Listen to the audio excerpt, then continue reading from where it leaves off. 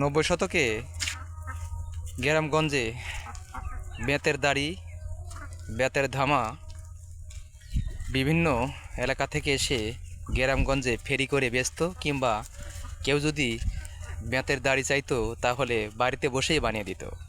সেইগুলো এখন নাইকেই ধরা চলে।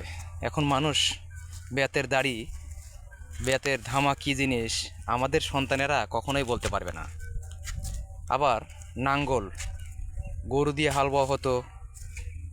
আবার অনেকেই বাড়িতেই গরুর নাঙ্গল বানা দিত, বিভিন্ন মিস্ত্রি এসে বাড়িতেই বানা দিত, কিন্তু সেগুলো এখন নাই। আবার গরু দিয়ে ধান মলা হতো, মানে এক কথা ধানের আটি যেগুলো বাড়িতে তো ধান মানুষ সেগুলো গরু দিয়ে মলানো হতো। আসলে এগুলোও নাই। আমার এই ভিডিওটা কতটা ভালো লেগেছে তোমাদের অবশ্যই কমেন্ট করে জানিয়ে দিবে। আসলেই আমাদের সন্তানেরা কিন্তু এগুলোর কথা কখনোই বলতে পারবে না, প্রিয় বন্ধুরা।